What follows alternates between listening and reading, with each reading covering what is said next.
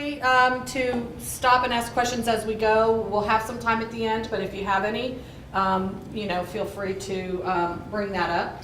I hope you can see this okay. Two things I want to mention. You have this presentation in your packet, the overheads, and then you also have, and if I could borrow this just to hold it up, a report right here that all of the findings that I go through here on these overheads are from this report. And I'll tell you a little bit about that in just a minute. So the National Center on Substance Abuse and Child Welfare is co-funded by two federal agencies, SAMHSA, which is the Substance Abuse and Mental Health Services Administration, and then the Administration on Children, Youth, and Families, Children's Bureau. So what's nice about it is, the feds are always saying you need to collaborate at the local level, and then that doesn't always happen at the federal level, but in this instance it is, and happening quite successfully. So they both co-fund and co-manage this project. This is just a little bit about it, that y'all applied as a state in 2009 and you got this technical assistance. It's not a grant, so you don't get money for services. I wish we had that. But you get, different kinds of experts that we have access to in our expert database that we will bring in to help solve certain problems or brainstorm solutions with you. And then I'm assigned for, it's been the last 18 months, and now we'll go on for probably at least another 6 months. So at any rate, before we get started in the presentation, I want to just do a quick estimate and have y'all just kind of shout out what you think is the percentage of families that are involved in the child welfare system that have substance use as a factor in the child maltreatment. And by that I don't mean the only factor or the number one factor, but that substance use is an issue in the family that is impacting in some adverse way the family in terms of resulting in child maltreatment. So what percentage do you think in Nebraska families have that involvement? 90? And I hear 70? Okay. And those are, we think it's about 80%. But just so you know, the study that you have in front of you, the report that I held up a minute ago, was a study that was conducted as a court improvement project and paid for by the court improvement project, where they hired attorneys who came in after a very extensive training and calibration process, which is very unheard of, where they actually calibrate all the reviewers to make sure they're looking at the files and the data in the same way and identifying everything that they need to identify. And so they looked at 4,000 3A cases that were child welfare and court involved, and they then took a random sample. And the word random is important here because, as you know, if you get a random sample, the likelihood that those results are representative of the rest of the population that you pulled that sample from are very strong. So that's the most scientific rigor you can have, okay? Now, having said that, I want to make a couple important disclaimers. One is that, first of all, data only tells you that something happened. It doesn't tell you why. It doesn't necessarily tell you what you could do differently or who needs to do something differently. It just says this happened or did not happen and with this percentage or this amount of frequency. I also want to say that the data came from the court records, okay? So that is not a total complete picture. There are other, there may be other data and other systems that would impact these findings, either make it look better or make it look worse or maybe neutral. So please know that while it's the best information we currently have available, and we invite everybody to please, if you have different information, better information, please bring that forward. Right now, it is the only information that we have in this format that we can look at and tell us a picture about what's happening in Nebraska with these families. And I will say that we have had an opportunity in now, I think we're 6, at least 6 different locations to talk to groups as big as you, in some cases a little smaller, to say, is what you're seeing here accurate? Is this how it plays out in your community? And I will say that in every place we've been, people have said that's pretty much what we see, give or take. Sometimes getting into treatment a little faster, sometimes a little longer. So from what we would call that key informant testimony, we are hearing nobody is saying that's totally not true, at least that we've heard thus far. So that's not to say that there aren't improvements that could be made, and we certainly welcome and encourage any other data that people have that might shed more light on what I'm fixing to go through here with you. So your data showed that 56% of all of the families that are in the child welfare, in these randomly selected cases, had substance use involvement. Okay, that's a little low than what we believe is really the case, but even just taking it as it is for a minute at 56%, that's first of all saying that more often than not families have substance use operating in the background, and it's the clear majority. But also the one important factor here is that I would like to tell you that all 56% of those cases were identified right from the get-go, right from the start at the earliest opportunity. That is not the case. These 56% of the identified substance users, often they were at all different points of the process and often quite late in the case. So, and of course, the longer that you wait to identify what is a fundamental underlying problem that will trip that case up, if not addressed, the worse outcome you're going to have, the more money you're going to have to spend getting that family healed, the less likely you are to have reunification if that's a possible objective, and so forth. So we want to know that identification is happening at the earliest possible opportunity. And right now it's not, but it isn't that way in any state. No state is doing all they can in that department. And so alcohol and drug use so in the states that have actually done prevalence studies, which your state has not per se other than this first effort, but in true prevalence studies, the states that have done that have been at 80%. And I know when I say this a lot, when I came to Nebraska, I was warned about two things. One, don't mess up whatever you say about the football team, which, you know, I don't follow any of that, so I hopefully won't mess that up. And two, Nebraska is different, and don't ever tell people in Nebraska, oh, you're like any other state or you're whatever. So, okay, so I know you're different, okay, but just the other states that are unlike Nebraska are at 80% and that's consistent with the more recent national studies. Now, we did a survey. We did two different ones. One was of judges last year to say, hey, what do you see? What do you see in your courtrooms? And 50 to 85% said substance abuse is there in the cases that they see. And so that's kind of very consistent with what we see nationally. The oldest study was 15 years ago, found 33 to 66%. So no matter how you slice it and dice it, we're well over 50%. And I think most of you that see these cases day in and day out would say it's close to 80%. But let's just say we misidentify by 10%. Let's say that the 56% that we do find and have evidence of in the randomized study done here, let's say you're off by only 10%, that it should have been 66% that you identified, and that's on the low side. Well, of the 4,000 records they looked at, that would mean that 400 cases didn't get identified that had substance use as a factor. Those cases will not typically do well in terms of reunification timeliness. They will not do well in terms of reunification percentages. You will have much more out-of-home care for those cases because you're not addressing what the true problem is that will trip up that family. And your child welfare outcomes won't be as good. And guess what? You're going to see that case back again. And if you look at, and this is every state in the country, you look at the child welfare repeat maltreatments and you look at child deaths, and the one common denominator is substance abuse. In some states, it's almost 100% of the child deaths and almost 100% of the repeat maltreatment has substance abuse. So it is, if for no other reason than the money that you are spending treating and retreating or getting these cases back again and again, or the cost of out-of-home care, which, by the way, your state is different in that way. You're one of the highest in the country for out-of-home care. And that's not necessarily a good statistic, but on the other hand, states that have a whole lot of in-home care and not so much out-of-home care have noticed some increase in child deaths. So it's a really important balance that you want to only do the out-of-home placements when you have to, but you need to do them when you need to. And so that's something every state certainly struggles with. We did one other study in a room like this, or a quick survey rather, not a study, in Lincoln, and we asked, and we did it in two other locations and said, what do y'all think is the percentage? And people had clickers. Some of you might have been there for that.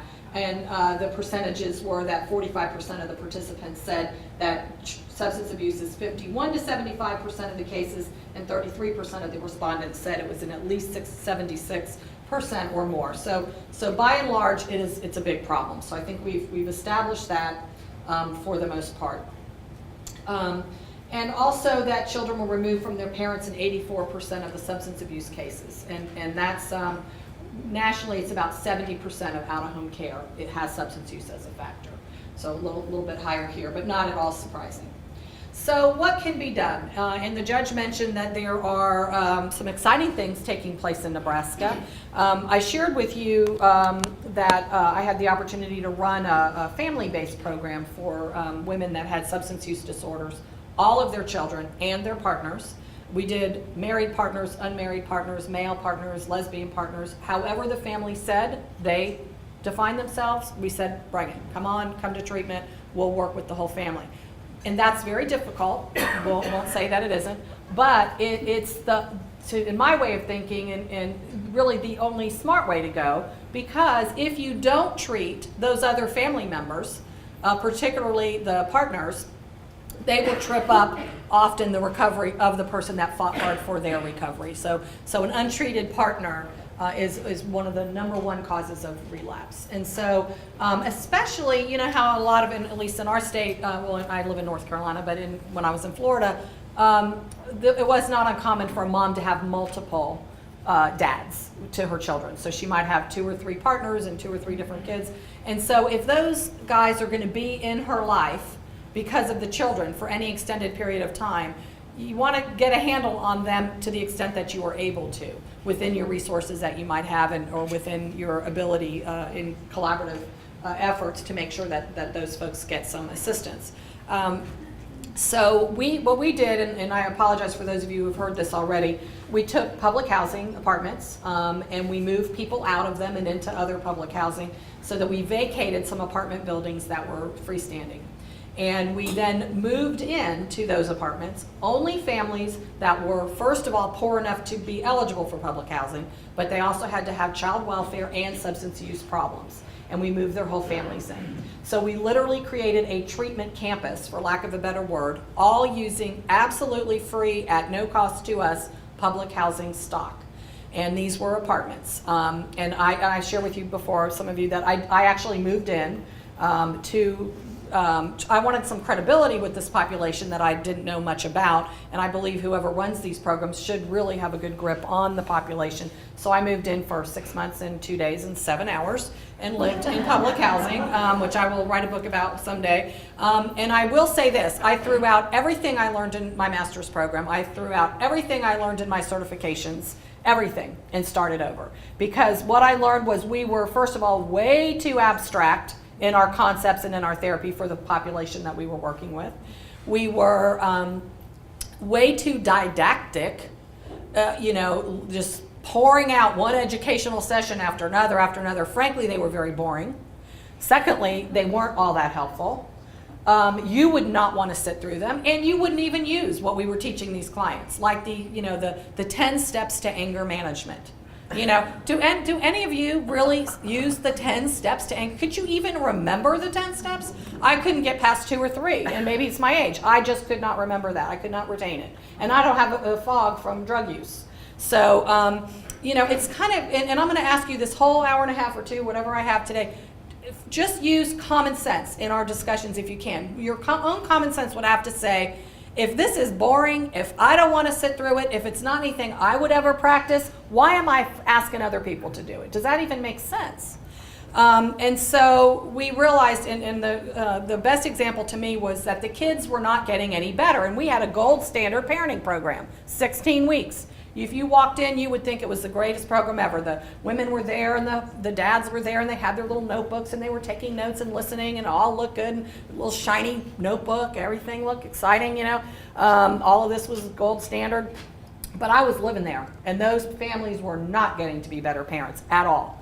And so, I could even hear through the walls at night all the chaos going on in the apartment. So I'm like, something's wrong. So we did some pre-testing, and we found that 100% of the moms failed, and dads failed the pre-test for parenting. But after the 16-week program, 100% also failed.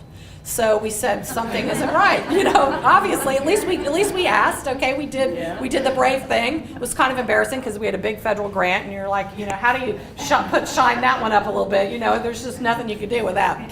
So we said, we're doing something wrong. It isn't working. So we, as data will tell you, something happened, not why. We said, well, let's find out why. So we did focus groups with the moms. And what we learned is that we were missing a very key ingredient in our parenting program. And if you've already heard this story, don't shout out, but does anybody who hasn't heard this story know what the key ingredient was? I think I heard it. Children. So we're saying, pretend that you're, with having this discussion with your child and you're doing this and that, and they're looking at you like, you pretend, because you pretend that this, what works, because it doesn't. And so we realized, oh my goodness, we have to be much more concrete and much more skills-based with this population if we're going to make a difference. So we brought all the kids in, and you're talking about, sitting behind your desk with your shiny notebook and pen and taking notes. That was not what this looked like. It looked like total chaos in the parenting classes. And we did a lot better, but we still weren't where we needed to be. And then we found out that there were too many bad dynamics between the moms and their own kids initially, and that we needed to switch it up and let them switch around with other kids till they got a little bit more comfort with their skills before we gave them their own kids to practice with. So those were some lessons that we learned. And really our whole program was a learning laboratory this way. Our other kind of amusing lesson was we had some dude there who was the nutrition, health and nutrition guy. And so we said we need to teach, we ran our own daycare center on site. And the moms would show up in the morning with a little can of ravioli, and that would be what their kids would have at lunch. And then every day would be ravioli, Chef Boyardee, and all this. I wanted to buy stock in that company after that's all they all brought in. And so finally we said, we need to switch this up. You can't just give your kids Chef Boyardee ravioli every single day. So then they'd come back the next day with SpaghettiOs. We're like, okay, clearly again, okay, we're not clear enough, okay, our problem, our fault. So we said, we just can't tell them. We need to show them. Let's do some classes in nutrition. So hired this dude to come in and do it. And I got to tell you, he did I can't believe it's not cheese. I can't believe it's not tofu, whatever. I mean, horrible food that you wouldn't choke down in your own home. And so we were trying to teach families all this like super healthy stuff, and they weren't buying it because I'd grocery shop with them and nobody bought any of the stuff that we taught in this class.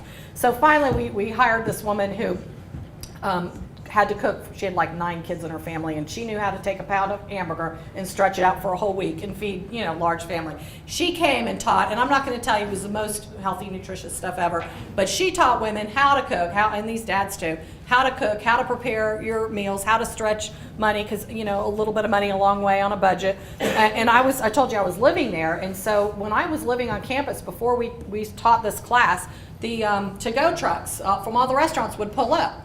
And I would think, well, wow, I make, a fair amount of money as a director here, and I can't afford to eat out every day, but y'all are eating out and having these to-go trucks bring in food, and then I'd notice like their electricity would get turned off, okay, so they had no power, but they had, a cell phone or expensive Nikes, or they were ordering food in. So we started seeing, okay, we have a lot that we need to work with here if we're going to be effective. So we started doing budgeting classes. How you have to take care of the roof over your head before you worry about the expensive shoes or a cell phone, or before you order out.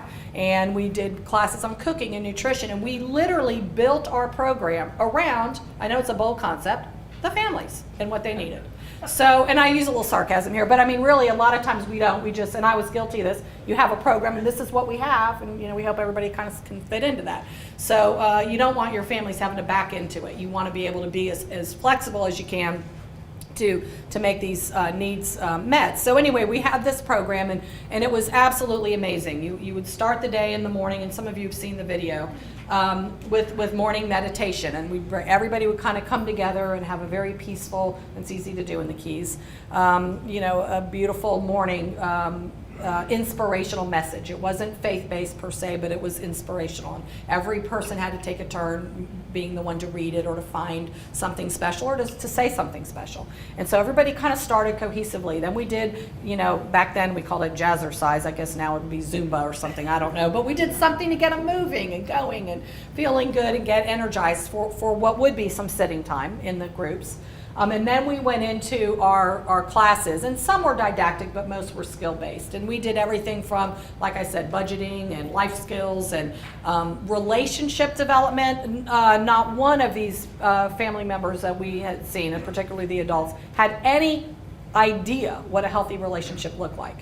Why would they? They were often children of families that were very unhealthy to begin with. And they were often child welfare kids who grew up to become parents of now kids in the child welfare system. And none of this, I'm sure, surprises any of you. So we did those kinds of classes. We had mandatory parenting. We had like a menu that you could pick from, and we tried to individualize within a large group of classes what made sense. But the two mandatory requirements, one was parenting. And even if you weren't a parent, I know we got a lot of flack about that, but we thought, why should you wait to be a parent to learn parenting? It's the most important job you're going to have, and the kids don't come with directions. So, this is our only shot. And that's what we took this very seriously. We said, this may be our only shot with this family, and we don't want to screw it up, and we want to make it the best we can make it. So let's do everything we can when we have this small window of opportunity. So we did parenting whether you liked it or not, whether you had a kid or not. And we did relationship counseling. And so sometimes that was marriage counseling, sometimes it was counseling with moms and their moms to deal with the abuse that they might have experienced. So those were some of the requirements. And multicultural. We had, in the Keys is very multicultural, and so we did require multicultural group attendance at multicultural groups. So we did different things like that. And all of this we're sharing with Nebraska, whatever schedules, treatment, menus, anything like that. We're sending lots of things to Nebraska just to look at and see if any of it makes sense. So this model went on for many years, and our goal was to put ourselves out of business. And that was the executive director of the Housing Authority, who was the one that started this. When he hired me, he said, I know you're not going to like this, Pam, but I want this place to be out of business. We're a 2-by-5 mile island in Key West. We're going to do entire generations of families. And he ran public housing. He said, I'm in 3rd and 4th generation public housing families. I don't want to be in 3rd and 4th generation child welfare substance use. So let's do every kid, do whatever we have to do with these families so that we don't see them again as parents. And we did put ourselves out of business, thankfully. Although now I'm hearing that they're going to have to start back. We haven't had anything there for a few years now. So this was in the mid-90s. So then there were lots of states around the country that saw this model. We were getting some of the best outcomes of any place in the country. 87% of the families that completed the program never came back to child welfare, did not relapse. We can't say they didn't ever relapse. If it was a slip, not a fall. They still maintained their jobs and their functionality and their parenting and all of that. And so that was a pretty successful outcome even by today's measures. And so people were coming from all over the country to look at our program, to create programs like it, and some of them did even a much better job in so doing. And they used not always public housing, because there are some downsides with that. Policies like if you've ever had a felony drug offense, you can't be in public housing, which to me is absolutely crazy, because all we do is we move the problem from that sector to the homeless sector. So we move them from an apartment to a bridge. And it makes no sense, and nobody's dealing with the problem, so where will it go next? Criminal justice system, and we just move problems around from system to system, and ka-ching, ka-ching, ka-ching every time we move it, and that's just how it is.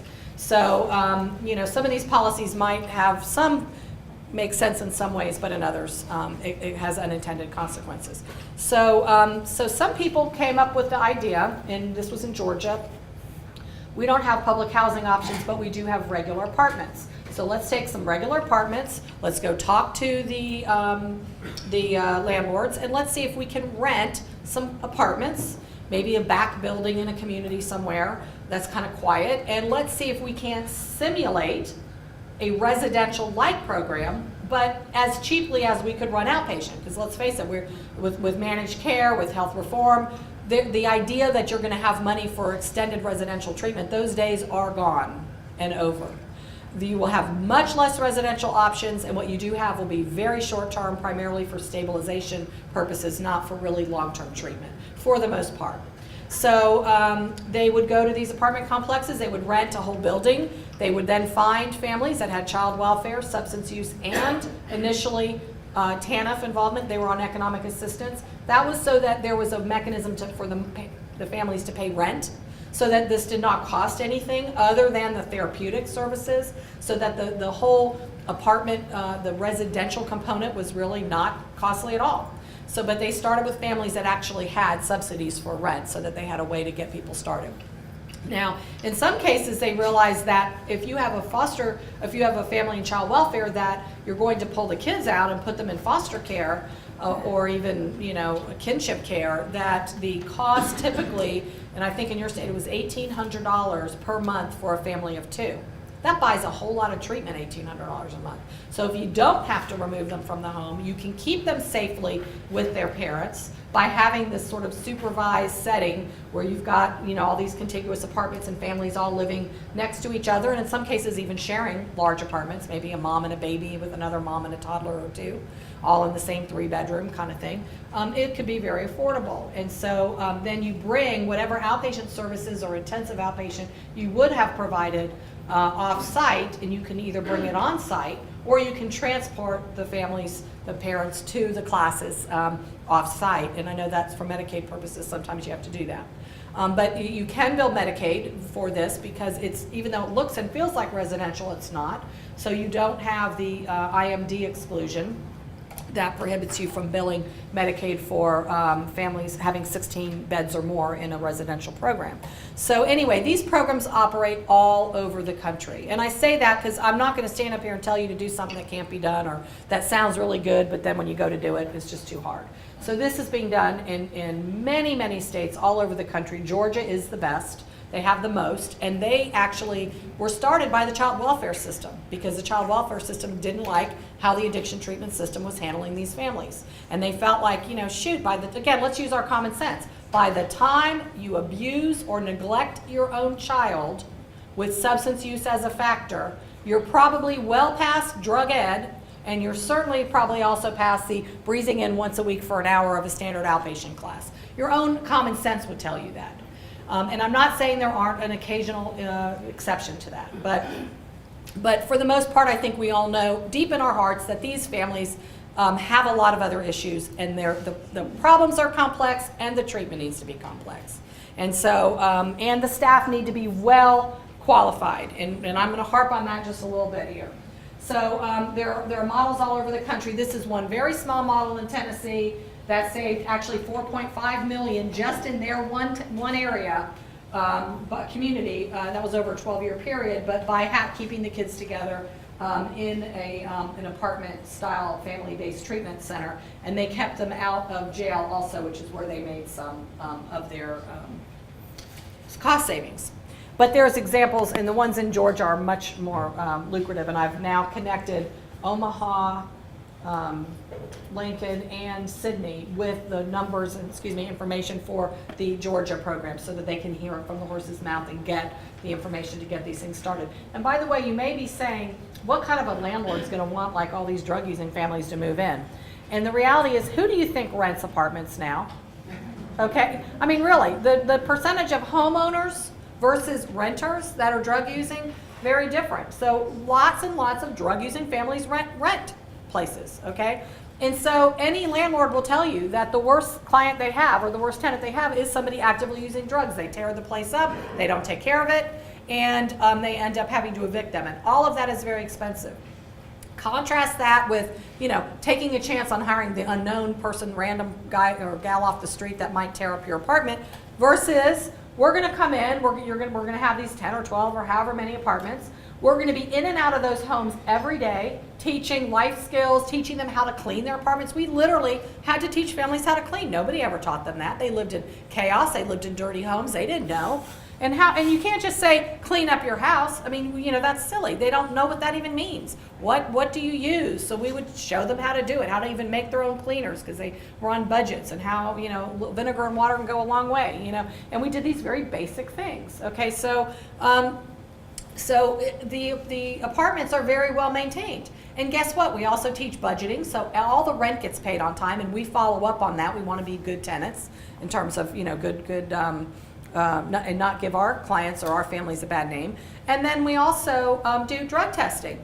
So the random dude off the street you put in an apartment, or the random family, they don't have all that support and all that connection. You don't have anyone to call when you're thinking the family's gone, in a bad way. You don't know as a landlord what you can do about that. But now you got our number. You call. You see anything that concerns you, give us a call.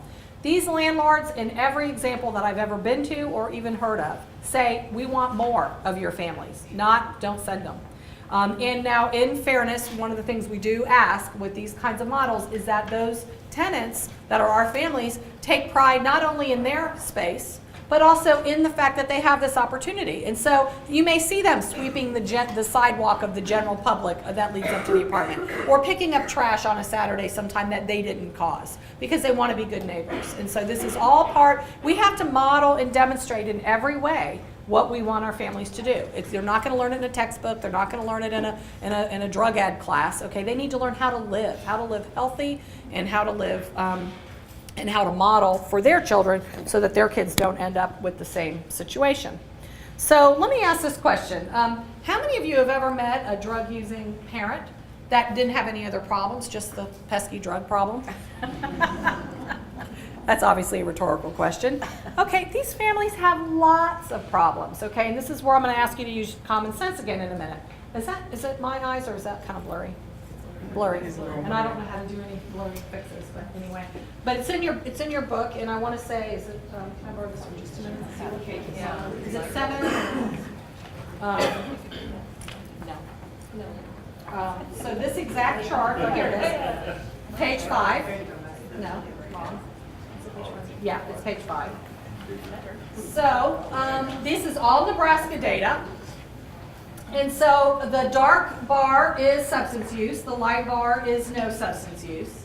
And so it probably doesn't surprise anyone in this room that clients that have substance use problems are more likely to have mental health, domestic violence, neglect, the same amount of physical abuse. And you generally do see more neglect with substance use families than abuse. That's always been the case. And you see more incarceration.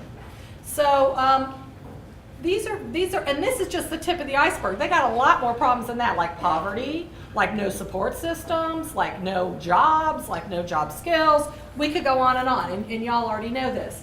So think about, again, what do we do when we get a substance using family whose substance use is so problematic that they have maltreatment going on? And that's not all. They have all these other problems: no support, no job, they're poor, they have no job skills, they probably might not even have a GED, and they have no good models to help them necessarily. And we say, listen, we'd like you to pop into outpatient session once a week for the next 6-8 weeks, and you get this all straightened up, and we will you can get your kids back, or you can keep your kids if you stay up with all that. And I don't know how we do it with a straight face, and I'm being a little overly simplistic here, but in some ways that's what we do. And I'm not saying that's what we do in Nebraska. I'm saying that's what we do in a lot of places, and that's for a variety of reasons. One, often the child welfare system does not communicate to the drug treatment system who's doing the assessment everything that they need to know about that family or that mom. And so what happens? Mom shows up for her assessment, and you think she's going to cop to all these problems, and she knows you got her kids hanging in the balance. She could say, I don't know why I'm here. My caseworker told me I had to come get this rule out drug use. I had to come in for an eval. No, I don't know. I don't know. My husband might have, or somebody else, but not me, on and on. And so the drug counselor comes up with the woman doesn't need treatment, or she can get by with a 6-week drug ed class, or we're going to give her some drug testing or something. And the child welfare system says, what have you done? Like, really? Like, why did this person needs to be in treatment? And the drug counselor says, well, really? Then why didn't you give me the information that I needed? You know, because and the child welfare staff will say, well, wow, this is her second time, repeat maltreatment, and didn't you know there were drugs in the apartment when we came in and took the kids? No, didn't know that. Mom didn't volunteer that. I had nothing else to go with.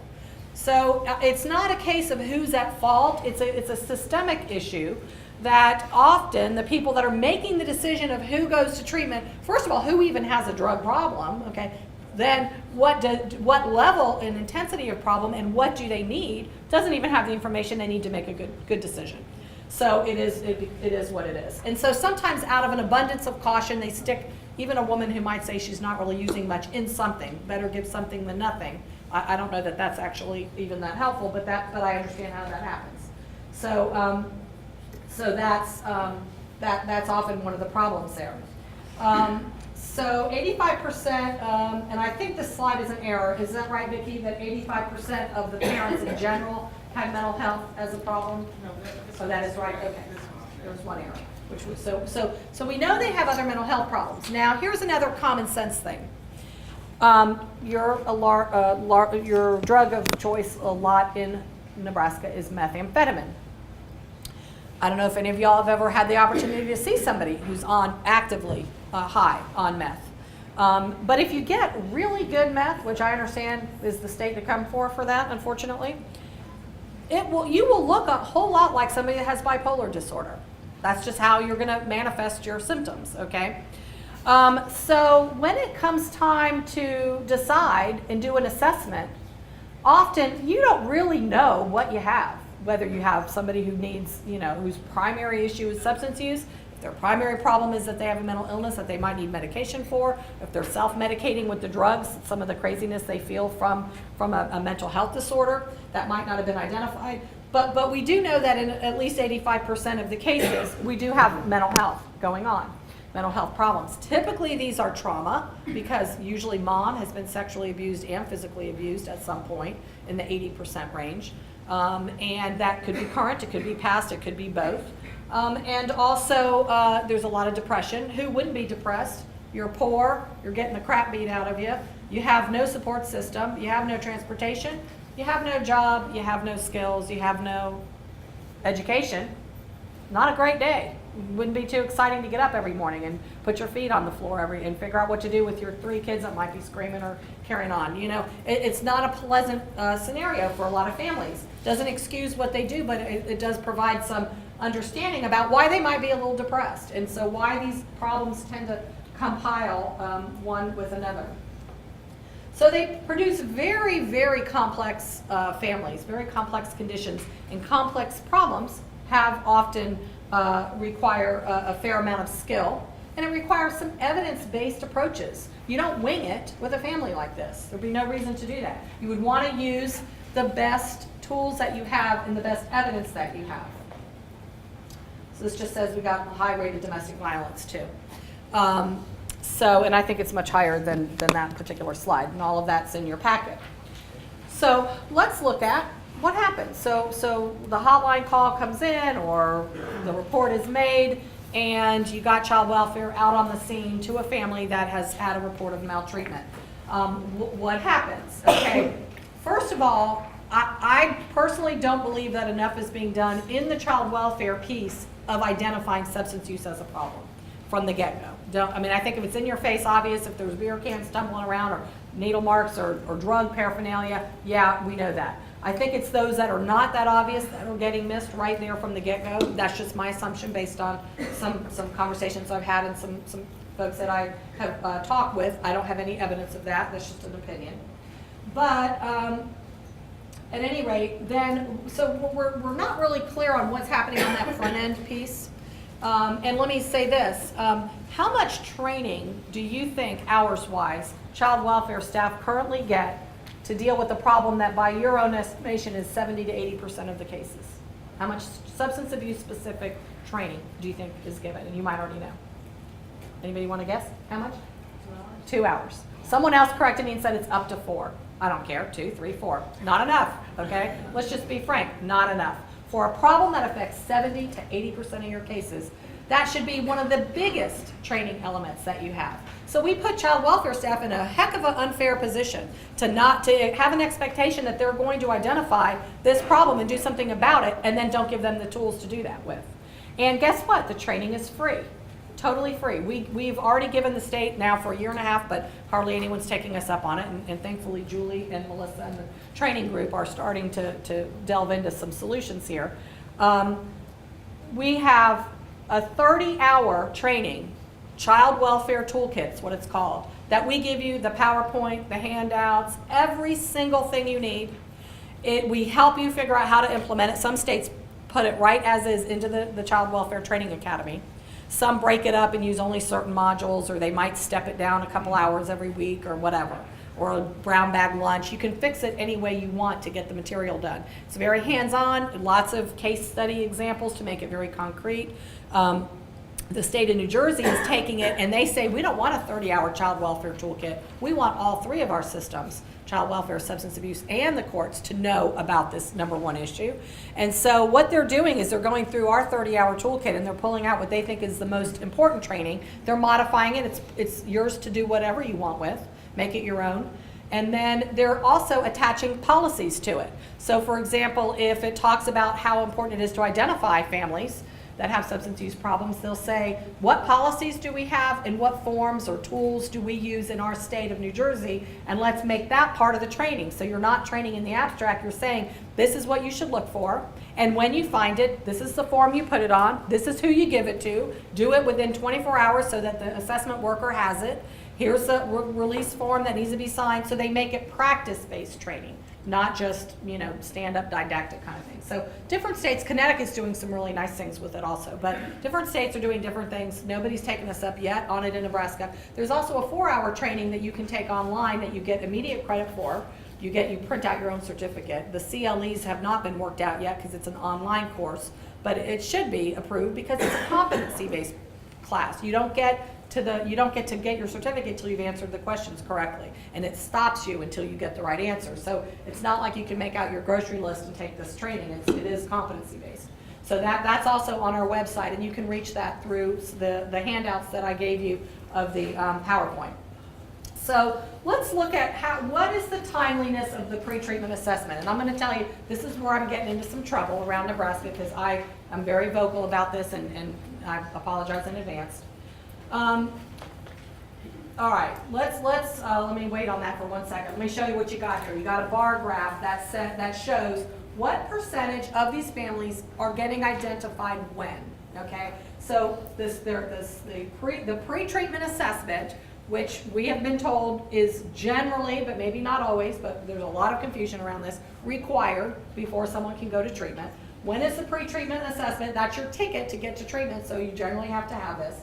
There's 5% are happening prior to the petition. That's not a surprise, really. It's not a bad thing. It'd be great if that were bigger, but that's not that unusual. But there's only 32% of this pre-treatment assessment being conducted prior to adjudication, okay? But the worst part is that 21% happens post-adjudication, and sometimes way out. And more surprising, a full 40%, there's not even any evidence in the file of a pre-treatment assessment. So either it's not being done, or there's a lack of collaboration in terms of getting that information back to the court file. And obviously, that's something a judge is going to want to know. So we got a combination of communication delays or issues. We have some delays in getting the ticket to treatment sorted out early, okay? This is where I get in trouble.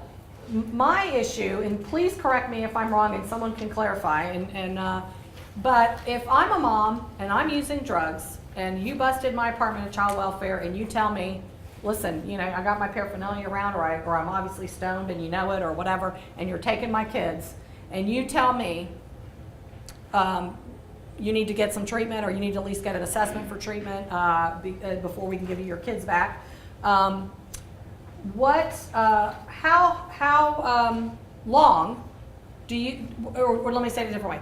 does it make sense to you that if I say, yes, I am scared to death, I want my kids back, I do have a drug problem, I need help, I can't manage it on my own, does it make sense for somebody to say, we're going to schedule you a pre-treatment assessment to see if you need treatment?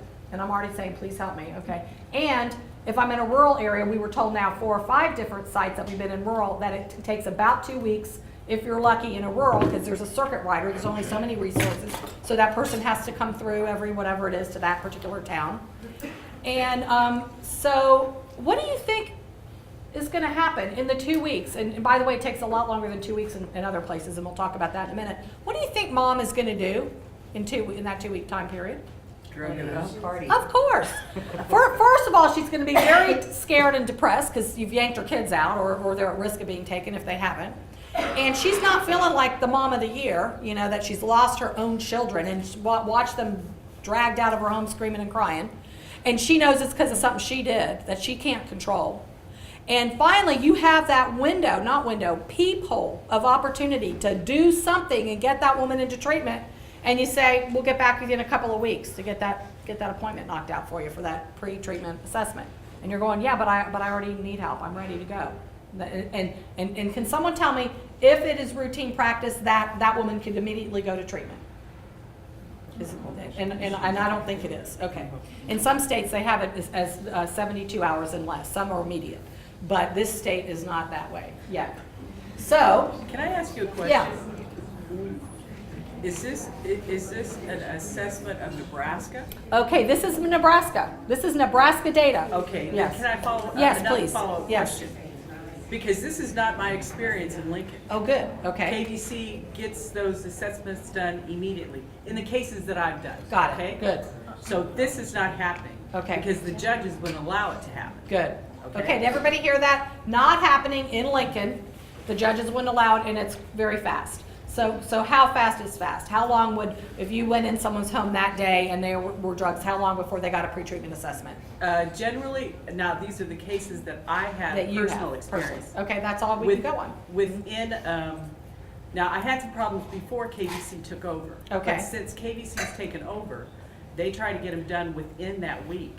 Okay, so within That's a week. been my experience. Okay, and a week is certainly better than what we're seeing in some other rural areas.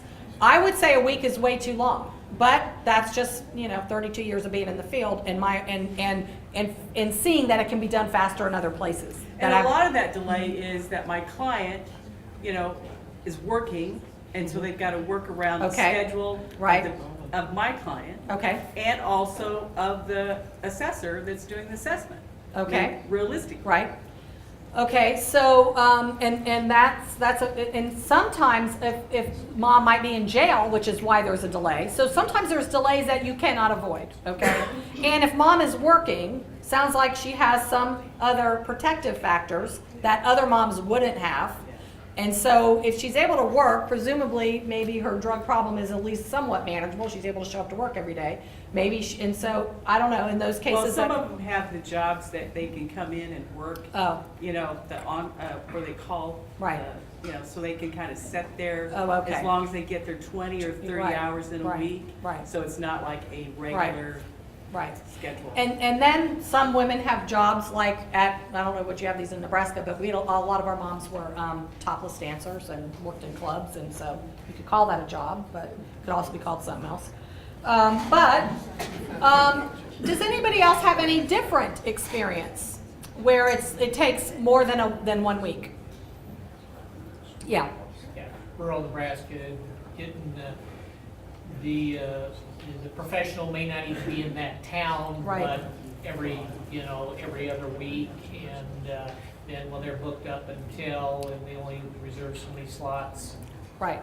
And so what would it typically take in that instance?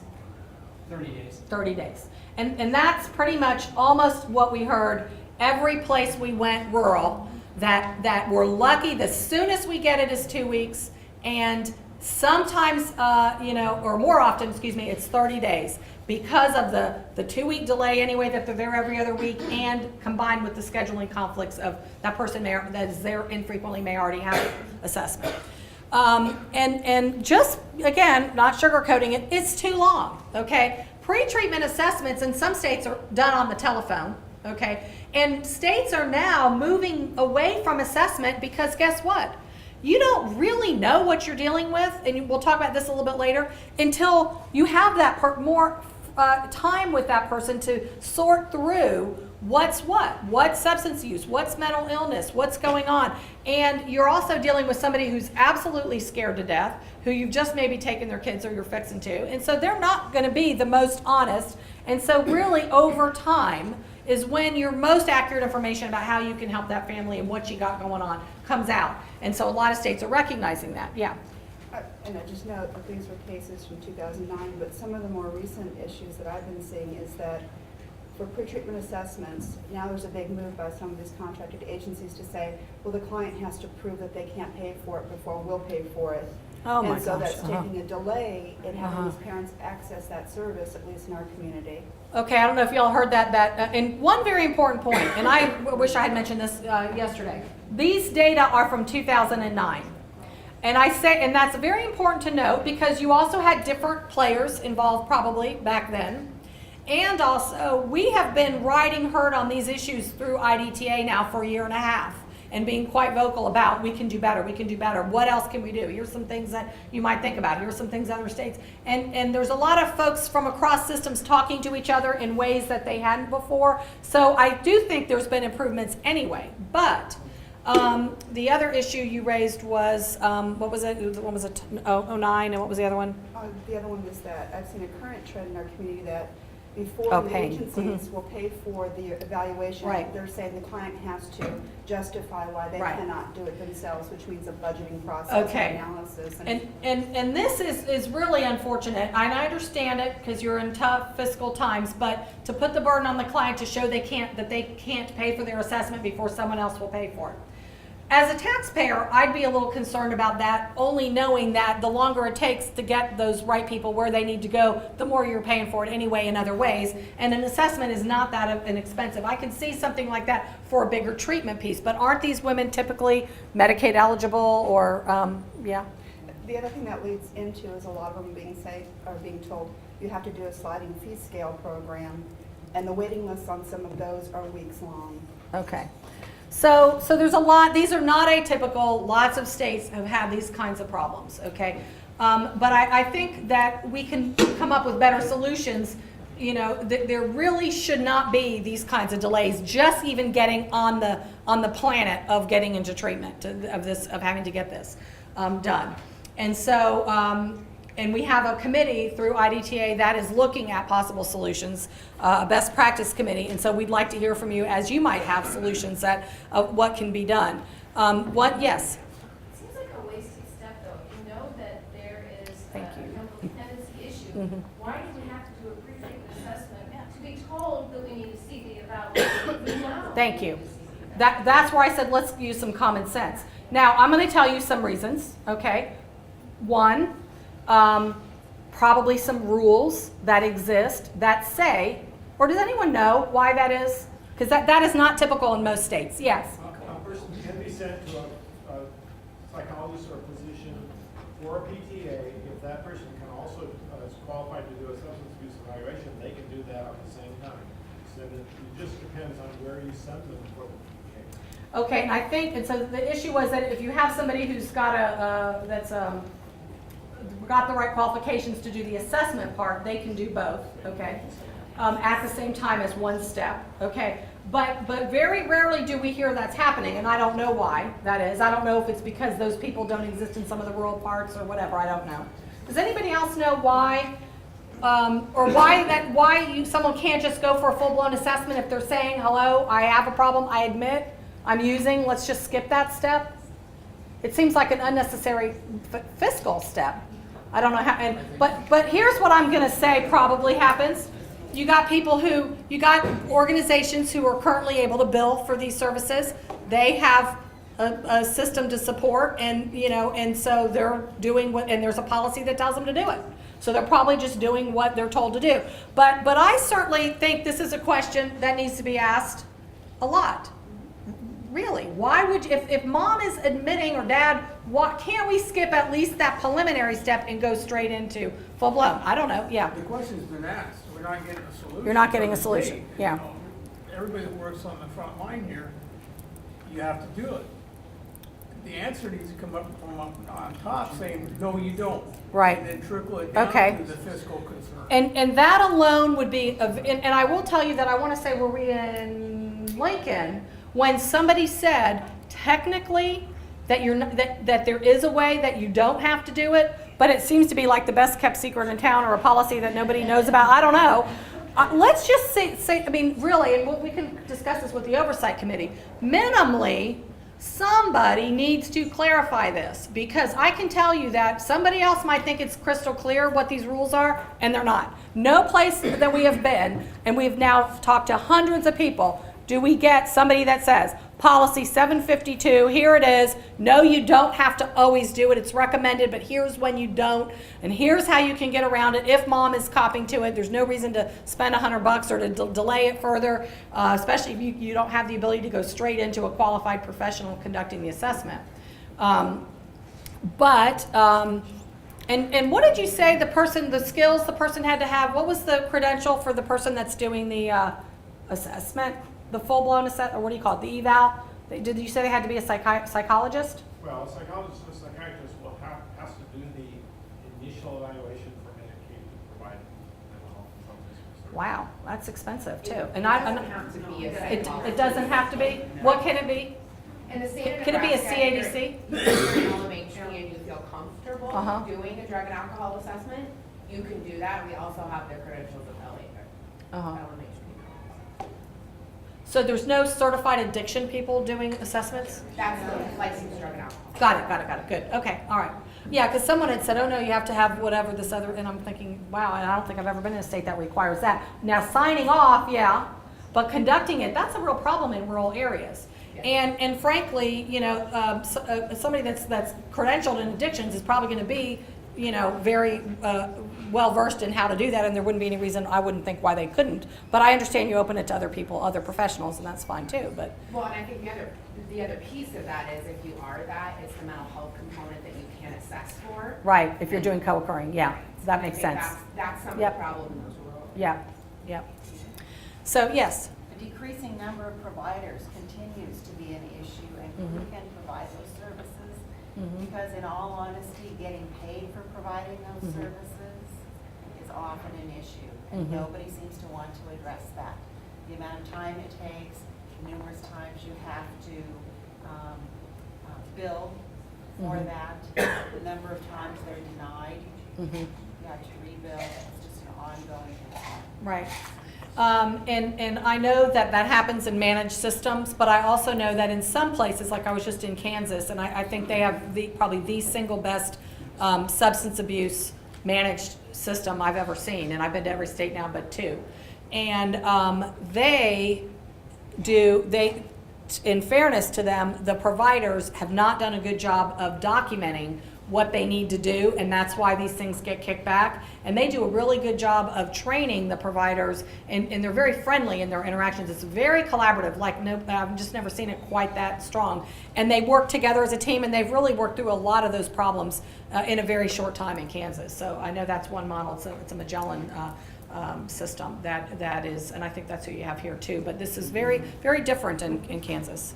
But at any rate, so there's lots of reasons and lots of things that can be addressed, but we need to do something. And if we do nothing more but just clarify what the policy is, you know, because really, just in my way of thinking, the child welfare workers have so much on their plate to deal with these families that the last thing they need are delays and hurdles and bureaucratic barriers and all of this when they're sitting on a time bomb of a family that needs to get help right away.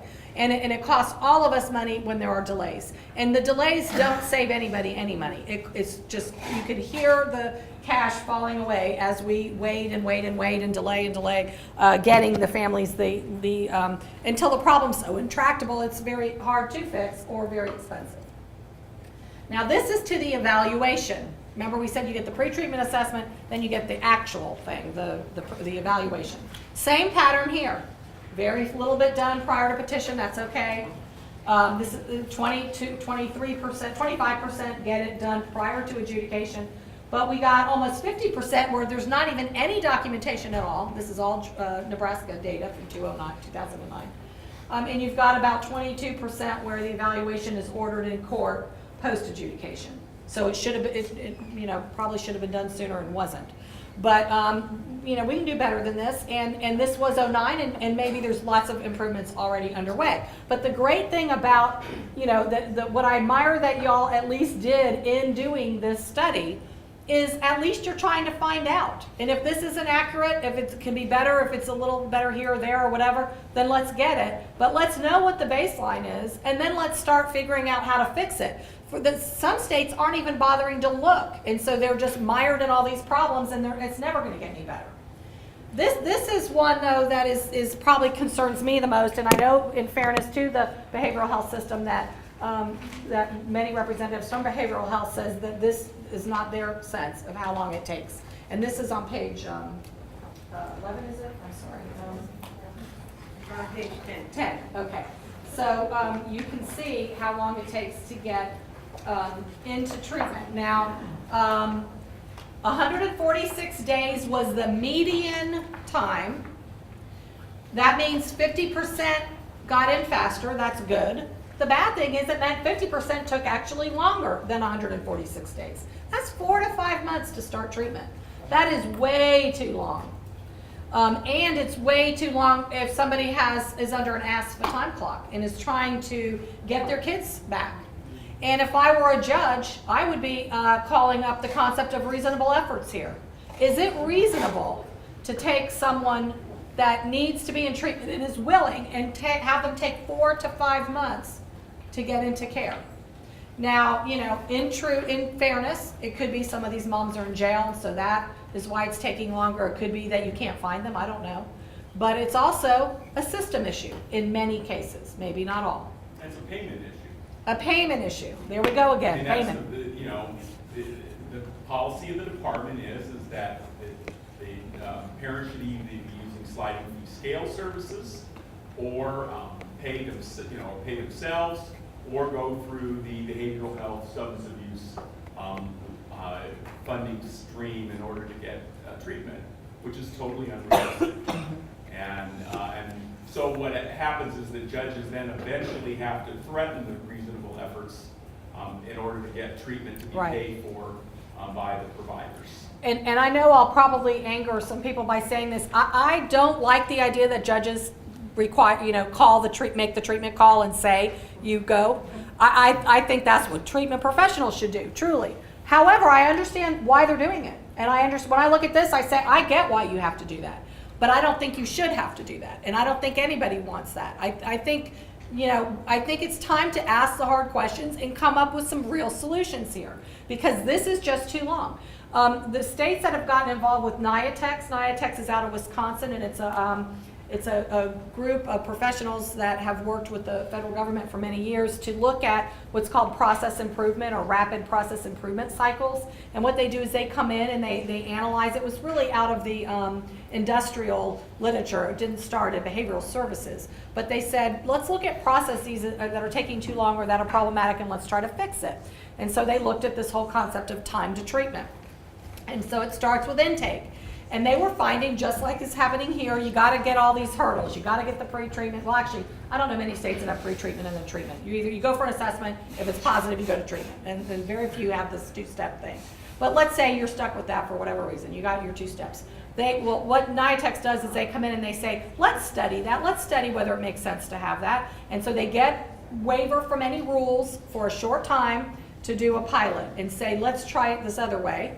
And we're going to study it, and they only study for 30-day periods, and they see, are we getting data that it's working? If not, let's tweak it again, let's adjust, and they end up with a new process that's better, and they study it, so there's good data. And what they found is that making intake appointments, and they found this in every single state that they have been in, and I know you're different, maybe they won't find that here. Intake makes no sense. Because why? First of all, you give an addict an appointment that is weeks and weeks out. Okay, again, let's use our common sense, okay? They're not all gonna be showing up, okay, for that appointment. But you have a paid staff member sitting behind a desk waiting on somebody who isn't gonna show up 50% of the time, sometimes more. So we're wasting resources, waiting.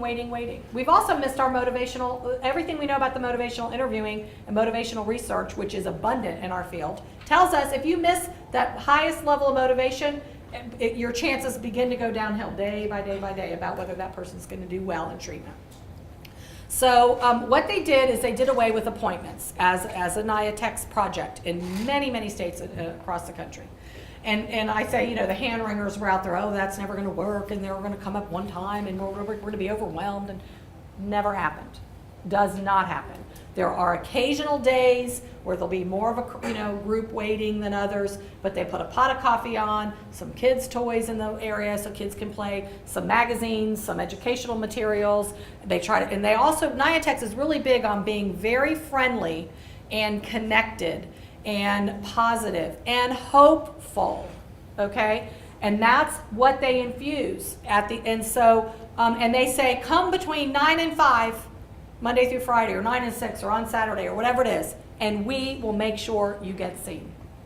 And the last study that was done, which was in West Virginia, they had a 278 or 87, I can't remember, % increase in intake completions with the exact same amount of money. 200 and either 87 or 78, I can't remember. Either way, huge. Yes? You're saying NIA, what did you NIATEX, N-I-A-T, and then a small X at the bottom. Thank you. Yeah, NIATEX. And you can go on their website and download all their materials for free of how you do these rapid cycle study projects. And we can help too. That's one of the things that we were trained in doing. So if you want one, we can help you with that as a courtesy from our project. So that was amazing. And also then they started, there's now research that shows what degree of effectiveness you have if you get someone to treatment within 14 days versus 30 days versus 45 days. And so, and the research is painfully clear. The faster you get them in, the better outcome you're going to have. So let's call it who's a smart shopper, Even forget all the other, for the money alone, get them in quick. And, don't put bureaucratic hurdles up that may make sense to you, but make no sense to the disease and make no sense to the families you're working with. We all, I think the good news here is we all probably have the same outcome and the same goals of healthy families and that we have a reduction in repeat maltreatment and that we don't raise kids to become parents that are maltreaters. But our behaviors of how we're acting as a system and the hurdles that we're putting up in front of these families are working at cross purposes about what we all say, and I believe we mean, that we want. So this is just too long. And I realize it was 09, and I realize that I'm sure we missed some things. So let's look at what are they getting, okay? So this is not as helpful as you might think to know what are they getting, and this chart is also in your booklet. But you can see that 25% in the red of the moms are getting residential treatment and 16% of the dads. That's not a bad percentage by most state standards. Florida's is way high in residential. They're at 40%, and but they're also doing much deeper end. They're only letting their system take the deep end clients. So they have more of a need for residential, but that's a bad mistake because they're not going to be able to keep that up and pay for that with all the managed care and health reform that's underway. But so 25% is not bad. However, the 35% that is intensive outpatient, which is typically about 3 times a week, 3 hours a day, we found out is not actually that in some cases. We were told by actual service providers in some rural areas that they're allowed to call their programs intensive outpatient, but they're not able to meet that rigor that way for some reason. And so we're not entirely sure that that's accurate. But here's the bottom line. And so when we got 33% are in regular outpatient. We don't know really what regular outpatient is. Everywhere we go, people will say it's something different, but it's much less intense. But here's the bottom line. You really don't know what's happening here. It doesn't matter even if you know what category they're in. The real question is, what do they get when they show up? First of all, you might know as a judge, is Sally in treatment? Yes, Judge, Sally got to treatment. Did Sally complete treatment? Yes, Sally completed treatment. What kind of treatment did Sally get? She went to outpatient at the Broken Tree Outpatient Treatment Center, okay? And you say, okay, well, she went to treatment, or there were reasonable efforts made to get her there if she dropped out, because this is what you're told. What the real question is what the heck did she get when she was in there? First of all, knowing that someone went to treatment doesn't tell you her dosage. The most important, one of 2 or 3 most important questions that you want to know is what was the dosage? What did she actually get? Because when I ran outpatient, I'm here to tell you that there was a high no-show rate.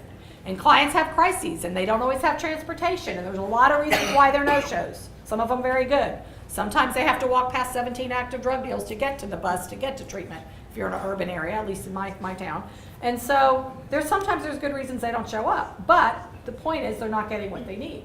So if you don't know what the dosage is, you have a hard way to assess whether they really got that fair shot that they needed at treatment. The other thing you don't know is what the treatment that they got, was it evidence-based? Is there any reason on planet Earth to believe that that particular program that they went to will have success? And I don't mean short-term, get your kid back success, I mean for the long haul. Is there any evidence? Are they operating a research-based program? You also don't know, typically, what kind of staff do you have? How well qualified are they? Those are 3 important things. Dosage, is it evidence-based, and what kind of staff qualifications do you have? Again, using our common sense. Many of you have degrees in psychology, you may have degrees in social sciences, different things, and you may have had a single class in addiction. I got a degree in social work and a master's in public administration. I got 0 classes in addiction. I remember it was mentioned once, now I'm older, but I'm here to tell you a lot of programs are that way. So you may have people that might on paper look okay, but they really don't have a background in addiction. So they don't really know when they're talking with someone, whether or not, even psychologists sometimes have occasional, CEUs here or there, but they may not always be the right ones or the best ones to pick it up. And they may not be the best ones always, depending on their background and their training and their experience, to be the one delivering the service. And I'll tell you this, with money being such a big factor in this state, and think about the models that you're using. I'm not saying they're good or bad, but when you take a fixed amount of money and you give it to a provider, and you say, now you are responsible for servicing whoever comes your way in this geographic area, and this is your fixed pot of money, what's your biggest cost in providing treatment? Personnel. So you may hire green, wet behind the ears, right out of college staff, because that's all you can afford to get the job done. I'm just guessing, I don't know. I'm just telling you what we see in a lot of other places. So, and when I say is it evidence-based, if it's not skills-based, you are wasting your time. And I'll tell you why in a few minutes. But basically, so they may be doing their time, they may be showing up, they may be trying to do the best they can, and they may actually be able to hold it together for a short time. But the real proof is in the pudding is downstream. Did they reoffend, repeat maltreatment, and did they relapse, and are they able to hold it together? And did they get the help they needed? Because remember all those problems that they had? Is that going to be answered by knowing that marijuana has 426 chemicals? Does that help them get a GED? Does it help them get a job? Does it help them be a better parent? Does it help them deal with, getting the crap beat out of them at night by their partner? Does it help them make better partner choices? Does it do any of that, to know that marijuana has this or that, or know what the law says about this drug or that drug, or what drugs not to mix together, or whatever it is that is being done in the drug ed part.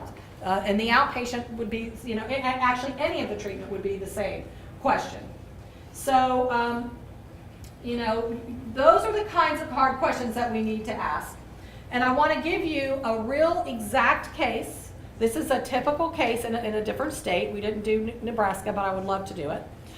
And this is another common sense slide. So we said in this state, we want to know what is the typical case that we have in this particular state. I'll go ahead and tell you, it's New Jersey. So we know for sure you're nothing like New Jersey. Okay, but here it is. Mom is 28 years of age, 7 months pregnant, no prenatal care, no surprise, because if they're drug using, they don't always like to get prenatal care. I understand if she's an immigrant, she probably wouldn't get prenatal care. That's a whole different. Yeah, that's right. That's a different day, and I'll get in a lot of trouble if I speak about that. And if you're poor, either. okay, so Yeah. I'll just leave that right there. 3 kids, 2, 4, and 8, and I'll stop right here and say, any woman in this audience who's ever been pregnant, 7 months pregnant, and has a 2, a 4, and an 8-year-old, how are you feeling? I get like hives just thinking about this, like strolling down memory lane and I had 14 years apart of my 2 kids, so I can't even imagine I don't even like to visit my sister's kids, who I adore because they're this age, you know, and it's total chaos, you know, and she has a very stable, leave it to beaver kind of home life, and it's hard to be there. So, you know, honestly, I'm just being serious. This is hard. Okay. And so mom's got a 12-year drug history, heroin, cocaine, alcohol, and marijuana. She has co-occurring mental health problems. She has a criminal history with drugs, panhandling, and domestic violence. Her educational history is she's a 10th grade education with no GED. And her employment history currently is that she has no stable employment, and she's fixing to get some sanctions for work because she's on the TANF program where you're required to work and she's not working. She has 2 prior involvements, again, no surprise, with child welfare system. Not that they removed her kids, but they were involved. And her type of family support, she has 2 fathers of the 3 kids, soon to be 4.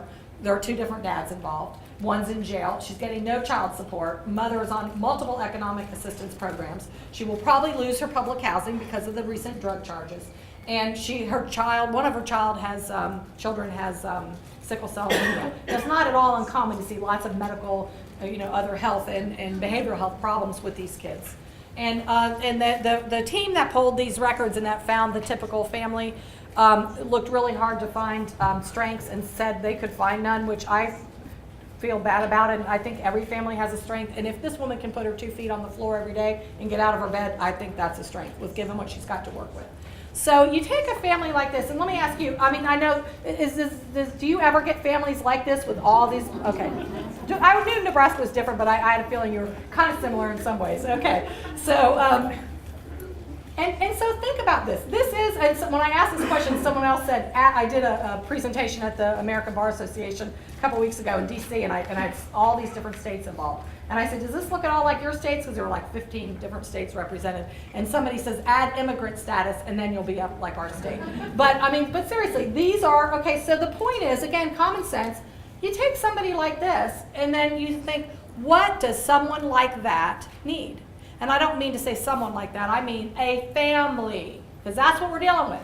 I know the drug treatment system loves to focus on the parents.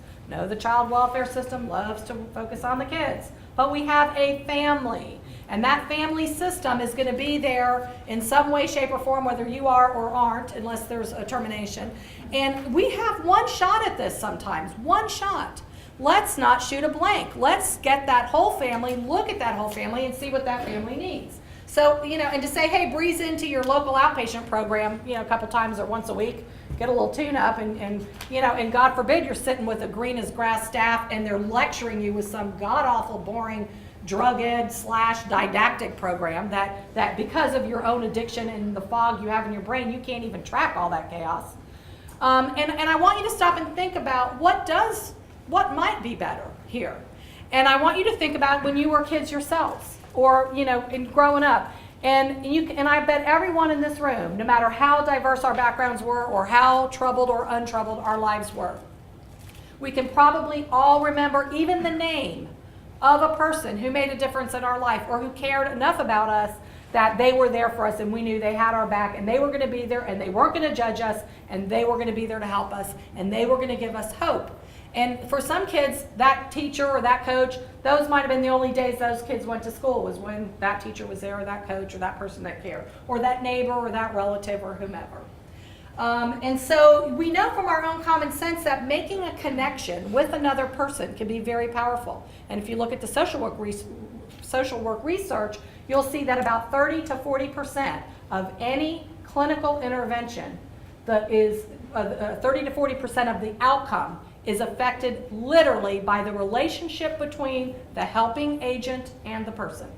And even if they don't have a lot of skills, the good news is if you have the right person and they're very caring and very compassionate, 30 to 40% of your outcome will be derived from that. And if that's a positive exchange, that's a positive outcome.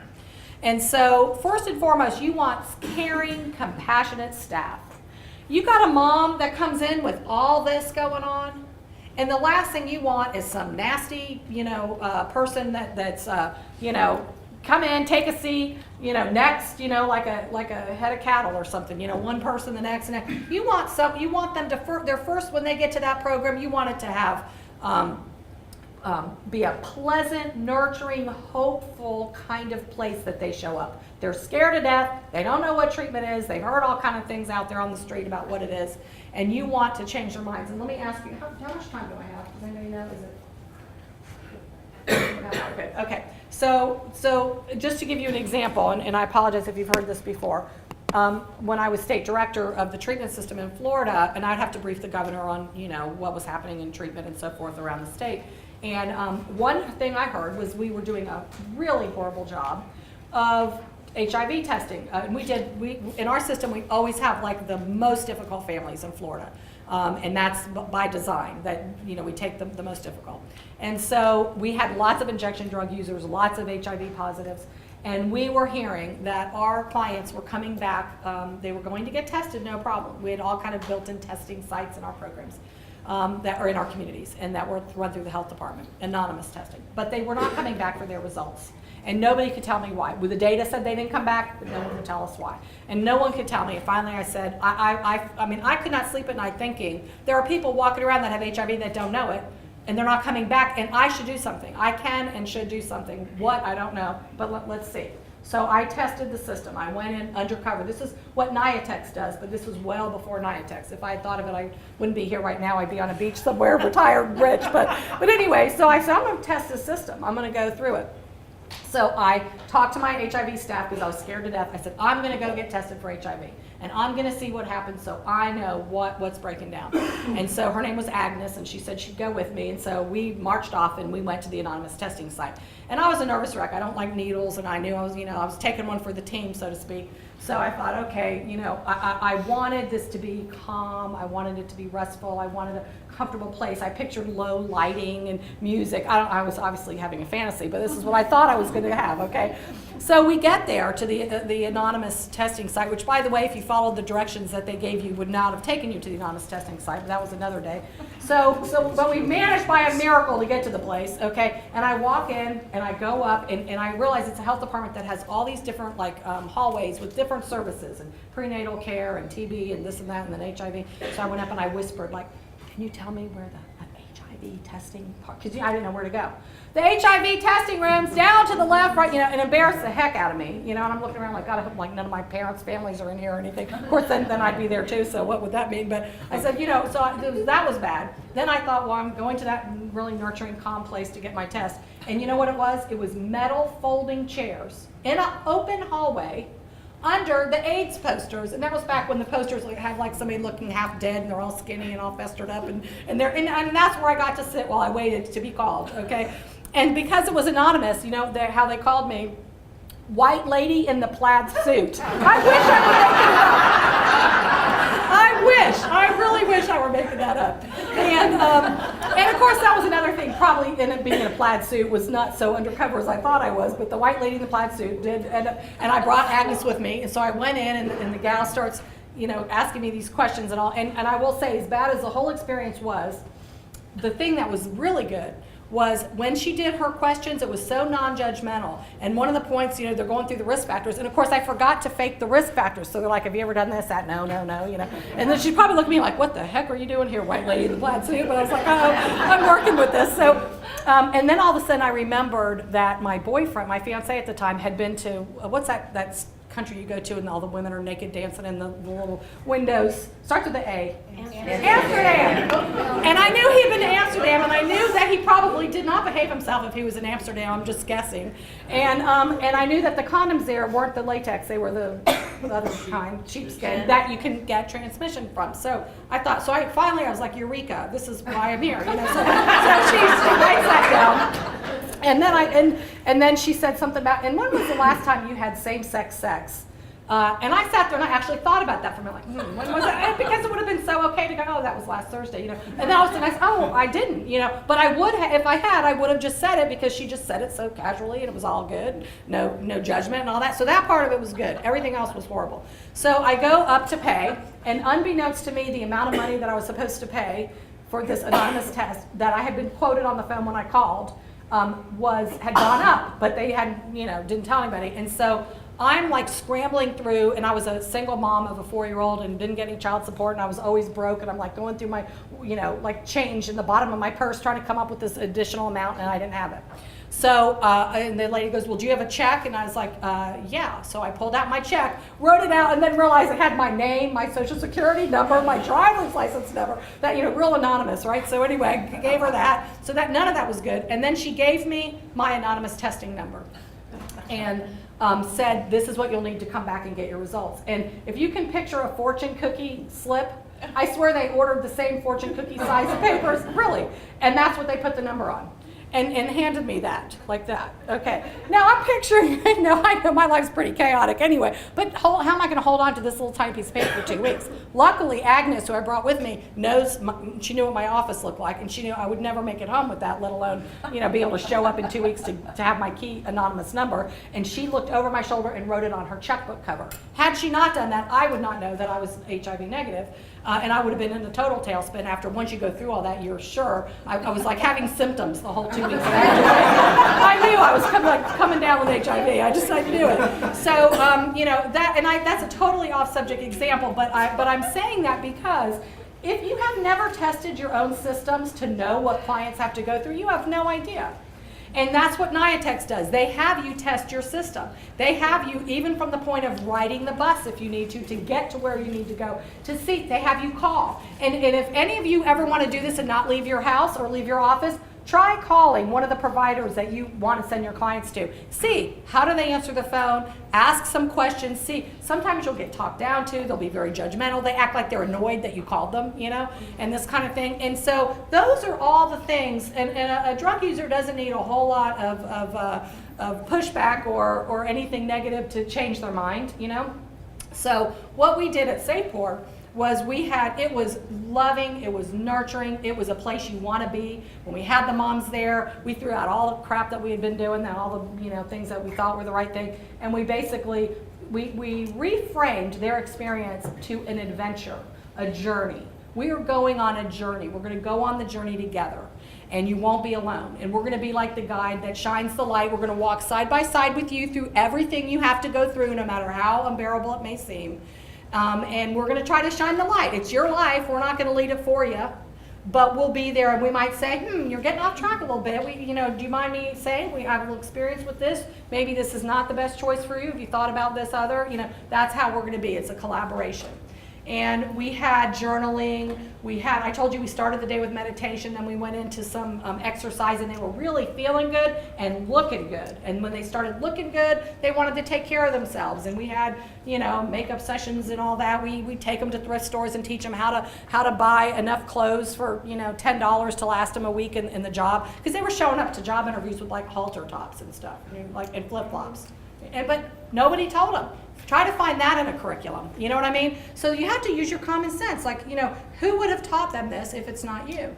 If they didn't have that model. And we got lots of communities to donate. They could get, I think every mom could get 2 complete outfits, like a suit jacket, a shirt, a skirt, pants. We teach them how to mix and match and make it last. And we had the cooking classes. We had things that people really needed.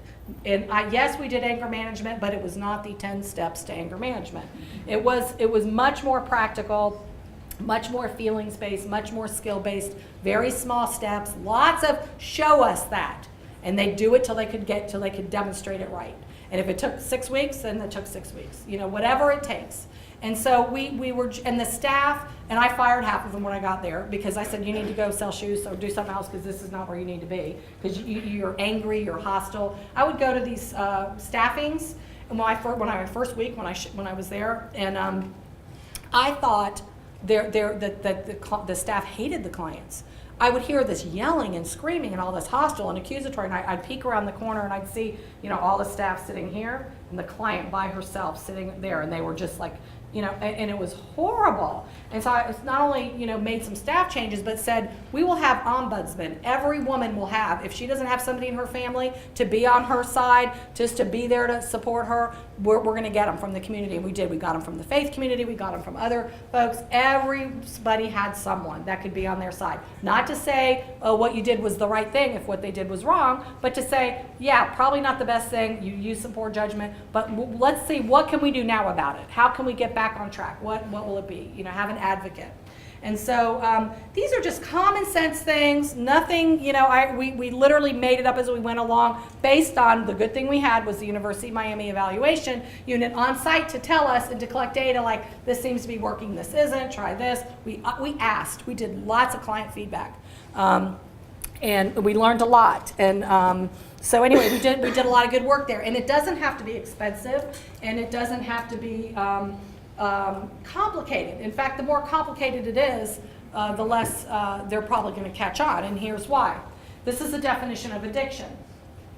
And this is a core concept that's been evolving with scientific advances over the past decade, is that drug addiction is a brain disease that develops over time. First, let's stop at brain disease. Okay, this has now been proven in years and years of research and PET scans. And it develops over time. You know, the client that you busted in child welfare with drugs all over the apartment probably wasn't their first time out, okay?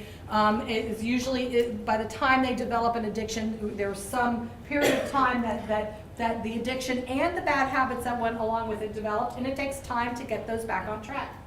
It's initially voluntary, and yes, and I know sometimes there's a lot of anger towards drug users. How could you do that to your children? How could you put that you know, needle in your arm or smoke that you know, meth when your refrigerator was empty and you had to listen to your kids cry?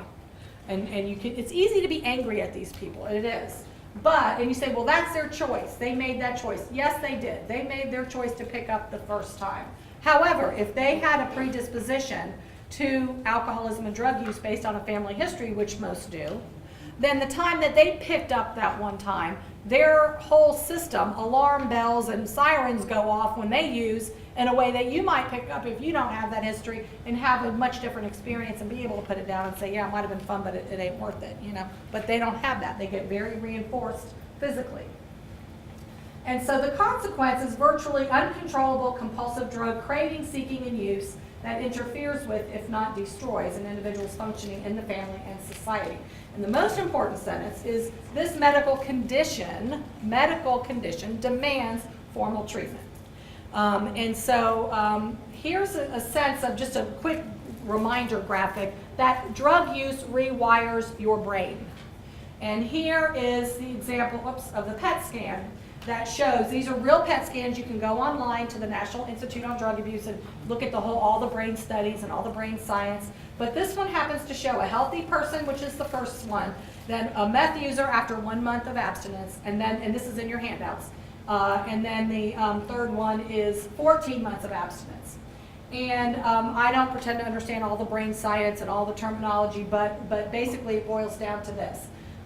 Good news and bad news. Okay, the good news is that you can see, while it doesn't totally ever return to normal in the case of this meth user, that after 14 months, which is a year and 2 months, and guess what, after the time clock of ASFA is well on its way or over probably, especially if it takes them that long to get to treatment, by that point, their brain looks or is almost normal again. Not quite, but at least it's there. But that's a long period of time, 14 months.